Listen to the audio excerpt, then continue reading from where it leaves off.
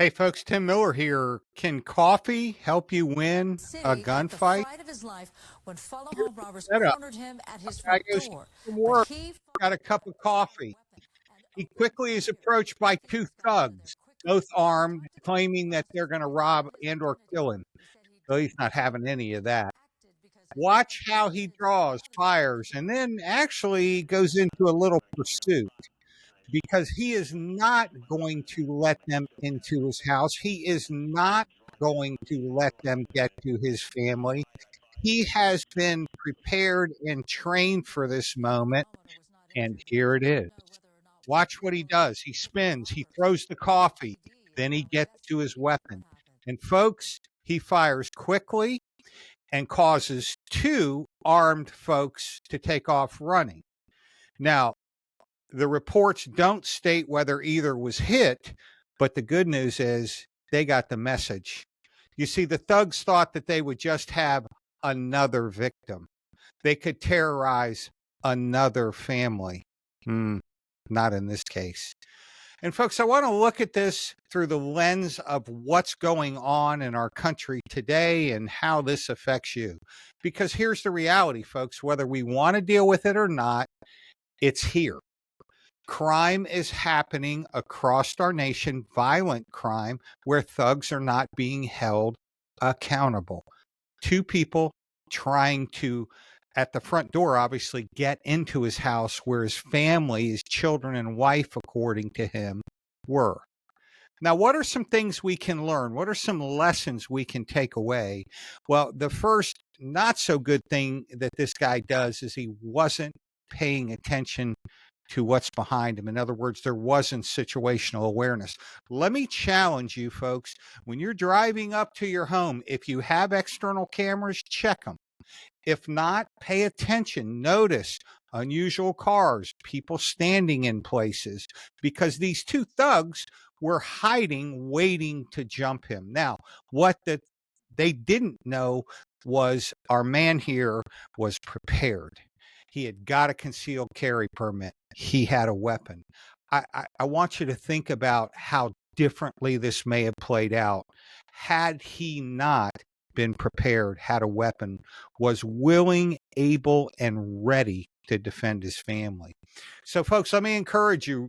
The negative side, maybe we need to pay more situationally aware attention, and we call it check your six in the military. Watch what's behind you. The second thing that didn't go so well is the first time he really dealt with them, they were up on him. They were in this space. Folks, if they wanted to kill him, they were at point blank range. And thank God these two thugs, although there are many thugs out there that just enjoy killing people, these two thugs only wanted to rob him, take what was his. And who knows what kind of violence would have gone at inside of the house. Can you imagine the trauma to his children had they made it inside the house? Not in this case. So, folks, if we're paying attention, we certainly can have the ability to see them coming, and then we have a lot more time. Let's talk about the wins. He quickly decided to fight. He made that decision before he ever drew that he was going to fight. And he started the fight. This is masterful with a distraction, a hot cup of coffee. Folks, we train this all the time, both to companies and especially on the firing range.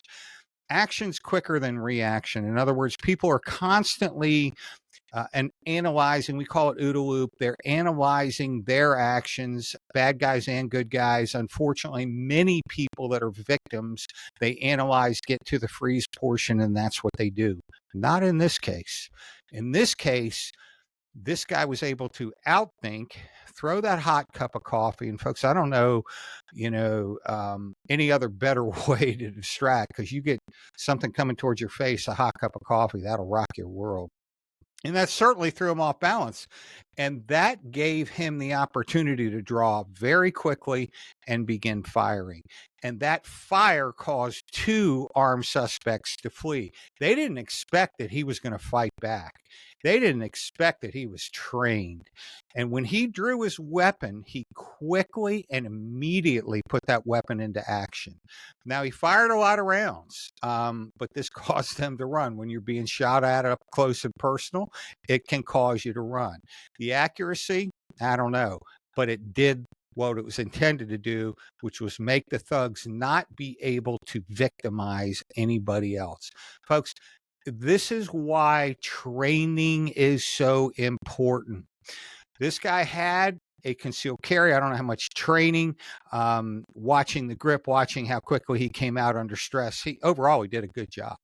But we've got to train to the point where we understand the stress in advance. We understand training under stress, which is not the range. You go to the range, there's very little stress. You're shooting at a paper target. I jokingly, but seriously say I've been a firearms instructor for about 30 years. Paper targets never shot back.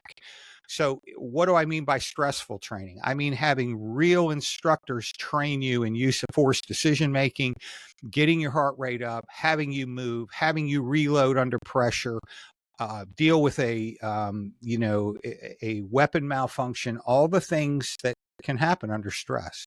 And the good news is with additional training, you become more and more comfortable with the weapon and more proficient using the weapon. And so in this case, the training he had was enough. Now he did some things at the end, maybe not the best idea, chasing him around the neighborhood, especially in the state of California, where you got to wonder what the courts are going to do. Clearly, he had the right to defend himself on his front porch from armed robbers, going after him, chasing him down. I'm not going to comment on that because that may or may not have been a wise legal and or tactical decision. So, folks, I hope that as you think through this incident, which literally happened, very recently, that you understand the big takeaways. This guy assumed his own security. This guy prepared to protect his family. This guy had developed skills that enabled him to, can you imagine, pause with me, what might have happened if those thugs got inside his house where his vulnerable wife and children were there? And so, folks, all I got to say is job well done. Now, listen to me. You hear me a lot on this channel.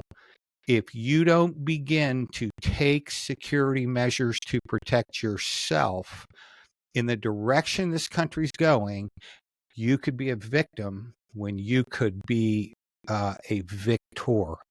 Let me say that again. Without training, it's likely you're going to be a victim. With training, preparation, and wisdom, it's likely you're going to be a victor. You get to choose, but it starts now. Hope this is helpful for you, folks. I'm going to keep pumping out these videos, these examples. I hope they're helpful. Please like, share, comment. I'm getting, shadow banned, but it's for a number of reasons. I love our country. I love our police. And I love people being able to defend themselves. I'm not sure that's very popular these days. But anyway, hope it's helpful. God bless you. And please stay safe out there. We'll be back next time.